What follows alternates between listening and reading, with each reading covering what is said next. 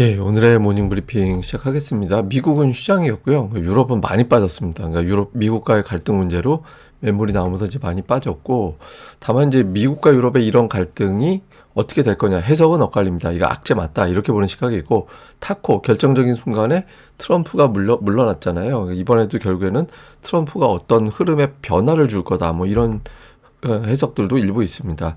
자, 우리 증시는 대형주 주도로 4,900포인트를 넘긴 그런 상태잖아요. 뭐 자동차, 철강, 엔터 이런 종목군들이 강세를 보이면서 넘겼는데, 뭐 미증시는 휴장이었고 유럽은 빠졌고, 이런 불편한 상황들이 있는 오늘 같은 경우도 또 밀고 나갈 수 있는지, 그러니까 이런 부분들도 잘 봐야 될 것 같습니다. 근데 일단 이제 미국과 유럽 갈등 부분, 이게 이제 우리 증시에도 일부는 영향을 줄 수 있거든요. 당장 이제 유럽 증시 오늘 새벽에 마감된 거 보면 관세 타격을 받는 기업들, 예를 들면 이제 자동차, 뭐 BMW라든가 폭스바겐이라든가 볼보라든가 이런 자동차주들이 좀 빠졌고, 명품주도 하락했어요. 그러니까 미국에서 판매되는 이제 업체들 그 제품 비중이 좀 높기 때문에 명품주들도 좀 부진했고, 반면에 이제 방산주는 또 상승하는 그런 모습을 보였거든요. 그러니까 트럼프가 전체적으로 미국뿐만 아니라 유럽 증시도 가지고 흔드는 그런 격이 됐죠. 뭐 증권가의 분석 또 언론사의 분석은 엇갈립니다. ING 같은 데선 유럽 산업 전반적인 어떤 악재다. 관세라든가 이런 것들을 견디고 이제 살아나는 시점에 문제가 생기기 때문에 이 자체는 부담이 될 수밖에 없다, 이렇게 보고 있고요. 또 로이터에서 이제 나온 기사, 거기 안에 나온 다양한 어떤 증권사들 분석에 의하면 이 관세가 무역 이외 분쟁, 예를 들면 그린란드 이런 거는 다른 문제잖아요. 근데 관세가 여기에 활용되고 있다. 그럼 이게 기업들이 뭐 투자를 하고 공급망을 어떻게 잡아야 되고 이걸 예상하기가 되게 어려워졌다. 이게 지금 경제적인 어떤 불확실성이 커졌다, 이렇게 이제 보는 시각이 있습니다. 반면에 이제 블룸버그 보도에 나온 어떤 내용들을 보면 결국엔 트럼프가 물러난다. 이게 이제 타코라는 게 결정적인 순간에 트럼프는 물러나는 겁쟁이야, 뭐 이걸 이제 조롱하는 문구잖아요. 그래서 이번에도 역시 트럼프는 결정적인 순간에 물러날 거다. 그래서 증시가 결국에는 강세 보일 거야, 이런 주장도 있고, 그다음에 에버코어 증권사에서는 대법원 판결도 이제 예정되어 있고, 트럼프의 어떤 타코를 유발하는 여러 가지 반전이 결국엔 나올 거다. 그러니까 이번에도 뭐 극단적인 충돌 관세 부과, 이렇게 가지는 않을 거야. 그러니까 이런 주장들, 페퍼스톤에서도 역시 마찬가지입니다. 트럼프의 거래 기술일 뿐이지 이번 이슈로 하락한다라면 주식을 매수할 기회다, 이렇게 주장을 하고 있습니다. 특이한 건 그러니까 유럽이 충격을 받는 이슈인데 달러가 약해요. 예, 달러 인덱스가 더 하락하는 그런 모습이 나타나고 있거든요. 그래서 이게 투자자들이 보기에는 뭐 유럽 주식도 주식이지만, 그러니까 미국 정치 불확실성이 미국에도 결코 좋은 건 아닌 것 같다, 그러니까 이런 시각이 있다라는 겁니다. 그래서 어쨌든 그러니까 미국 유럽 간의 갈등 보면 제가 한 1대2 정도, 되게 안 좋은 악재가 1이고 2는 결국에는 협상하겠지, 뭐 이렇게 보는 시각도 아직까지는 제법 많다, 이렇게 볼 수 있겠습니다. 근데 어쨌든 큰 흐름으로는 그러니까 미국 시장은 결국에는 뭐 트럼프가 만드는 악재가 있거나 말거나, 결국에는 그 기존의 어떤 경로 중에서 중요했던 거, 그러니까 금리 인하 이후에 주식시장이 어떻게 가느냐, 경기 침체 있을 때, 경기 침체 없을 때. 근데 지금 가는 경로는 경기 침체 없을 때 가는 경로하고 되게 비슷하게 결과적으로는 가고 있거든요. 그러니까 뭐 상승률도 결국에는 비슷해요, 거의 그 흐름이. 그래서 지금은 금리 인하를 했고 경기 침체만 없다면 주식시장에서는 별의별 노이즈가 나와도 결국에는 올라갈 거다, 이렇게 보는 시각이 있고, 다만 조금 찝찝하게 보는 데선 대통령 임기 2년차, 또 그의 이제 중간선거 열릴 때 주식시장이 이렇게 썩 좋지는 않았다. 그러니까 2분기, 특히 이제 2분기 넘어가면서부터 주식시장이 별로 좋지는 않았기 때문에, 뭐 요번 어떤 겨울에 증시가 좋은 흐름이 나올 때가 오히려 좀 현금화할 수 있는 기회 아니냐. 그래서 조금 조심스럽게 보는. 그러니까 중간선거 열리네, 뭐 여러 가지 어떤 뉴스들이 나오고 하면서 이제 또 금융시장에 영향을 받고 또 막 그러거든요. 그래서 뭐 이것 때문에 이번 겨울 지나가고 나면 이제 주식시장이 좀 흔들릴 수 있다, 뭐 이런 식의 어떤 해석, 통계 때문에 그런 주장도 있습니다. 근데 이제 이거보다는 최근에 그 투자자들이 주목하는 건 이게 이제 지수가 두 가지 지수가 있어요. 하나는 그냥 지수, 우리가 알고 있는 S&P 500 지수가 있고, 이거는 그 S&P 500 지수는 시가총액이 큰 종목이 이제 영향력이 크죠. 그러니까 저게 올라갈 때 어쩔 때는 이게 뭐 대형주고 몇 개가 올라가서 지수만 높여내는 경우가 있잖아요. 그래서 이런 왜곡을 막기 위해서 모든 종목이 시총이 똑같다고 가정을 하고 보는 지수가 있어요. 이걸 이제 동일 비중 지수라고 하거든요. 근데 최근 들어서 보면 S&P 500 지수보다 동일 비중 지수가 높아요. 이게 무슨 얘기냐?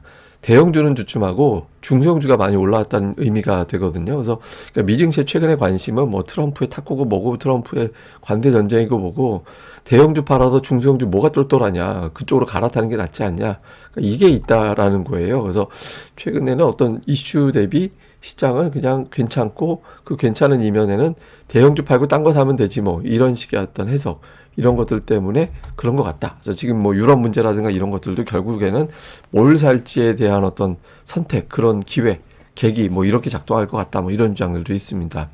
자, 우리 증시는 어마어마합니다. 올해 들어서 하루도 빠지지 않고 매일 이렇게 올라가고 12거래일 중에서 음봉은 이틀. 근데 그 음봉도 다 상승한 음봉이에요.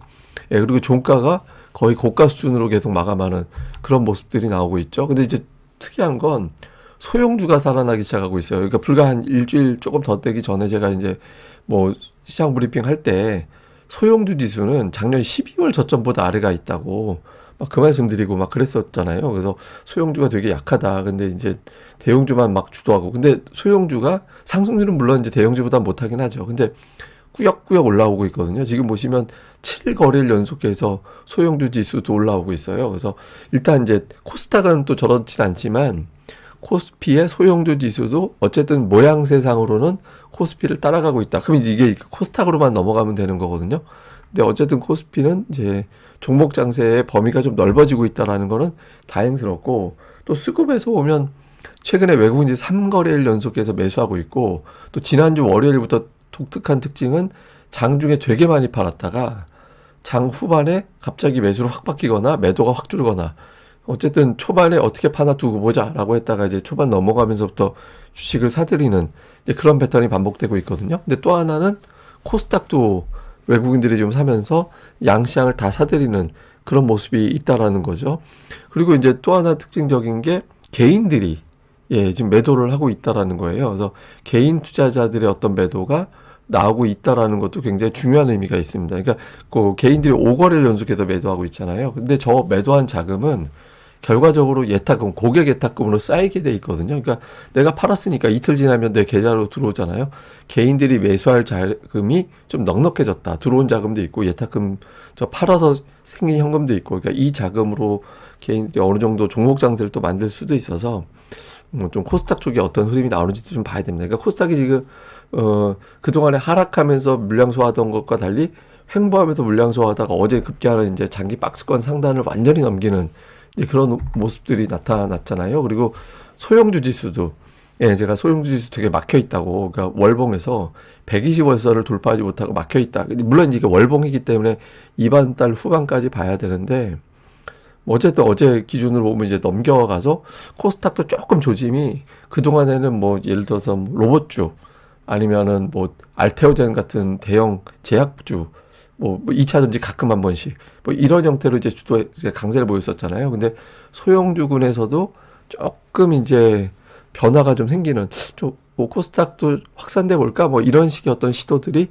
있다라는 거죠. 그러니까 물론 이제 여기서 뭐 트럼프가 초쳐버리고 뭔가 이제 시장을 흔드는 이제 어떤 악재가 나오면 이게 다 어그러뜨릴 수도 있겠지만 지금 양시장의 어떤 가격 부담이 이제 적은 그런 상태고 예탁금은 늘어나 있는 상태라서 조금 이전보다는 이런 시도가 좀 자주 나올 가능성이 있거든요. 그래서 업종별 변화, 뭐 또 종목들의 어떤 변화 이런 것들을 잘 살펴볼 필요가 있습니다. 그래서 최근에 이제 3일 동안 외국인 기관들이 많이 산 종목들을 한번 리스트를 뽑아봤거든요.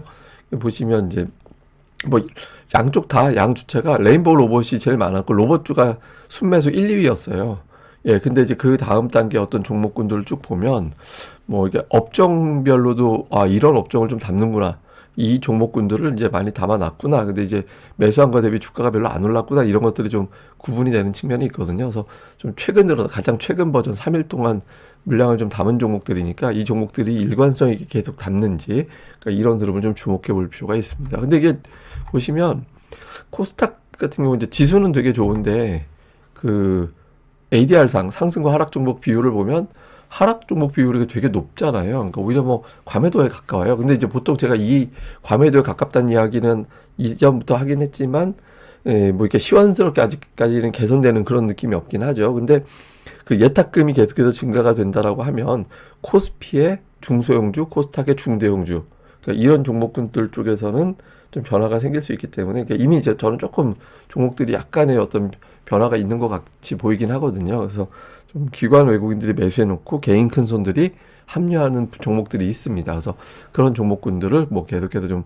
찾아보면서 거래량 증가하면서 올라오는, 특히 최근같이 뭐 장중에 시장 한 번씩 흔들잖아요. 그러니까 그렇게 흔들 때 따박따박 외국인 기관들의 어떤 매수가 붙는 종목군들, 이제 이런 종목들을 계속해서 좀 체크해 볼 필요가 있다. 이렇게 보면 될 것 같습니다. 자, 일단 그 관세 뉴스는 부담이 됩니다. 근데 하나만 뉴스 나오는 게 아니라 미국과 유럽의 갈등, 뭐 반도체 관세, 미국 대법원의 관세가 위법인지 여부 판결. 이게 이제 약간 성격이 다른 스타일의 관세 뉴스들이 계속 나오고 있어서 이거는 이제 조금 투자자들에게는 압박이 될 수 있는 그런 사안이라고 봐야 될 것 같고요. 근데 이 뉴스에 대해서도 의견은 엇갈려요. 이게 이제 갈등이 걱정된다. 이렇게 보는 시각이 분명히 있고요. 반면에 트럼프가 결정적인 순간에 그 물러난다. 그러니까 이런 어떤 그 주장도 있잖아요. 근데 이게 사실 하도 트럼프가 막 관세 가지고 했다가 날짜를 미룬다든가 막 뭐 예를 들어서 몇 월 며칠까지 했다가 날짜를 확 미룬다든가 이런 사례가 부지기수로 많았잖아요. 그래서 이번에도 그렇게 되지 않겠느냐. 또 우리 증시 입장에서는 저 두 나라가 싸우면 갈등이기도 하지만 어제 현대차가 저는 올라간 이유 중에 하나가 양쪽에서 관세 부과하고 난리를 치면 한국은 여기에 끼어드는 게 아니거든요, 지금은. 그러니까 예를 들어서 미국이 유럽에 관세 부과한다 그러면 그 자동차 관세 올라가는 거잖아요. 또 유럽도 미국에 관세 부과하면 상대 국가 자동차 관세 올라가고 우리는 관세가 고정이고 그러면 한국 차가 더 팔리나? 뭐 이런 식의 해석이 될 수도 있는 거잖아요. 그래서 이런 부분들을 포함해 가지고 이제 좀 반사이익이 걷어질 수는 있는데 그래도 이제 좀 관세라는 뉴스 자체는 수출 많이 하는 우리 입장에서는 좀 부담이 되죠. 근데 결국에는 트럼프가 결정적인 순간에 좀 물러날 것 같다. 이런 어떤 해석이 조금은 더 많은 것 같습니다. 근데 어쨌든 코스피는 매일 올랐거든요. 근데 오늘도 만약에 올라가면 역대 코스피가 연속으로 올라가는 거 최고가 13일이에요.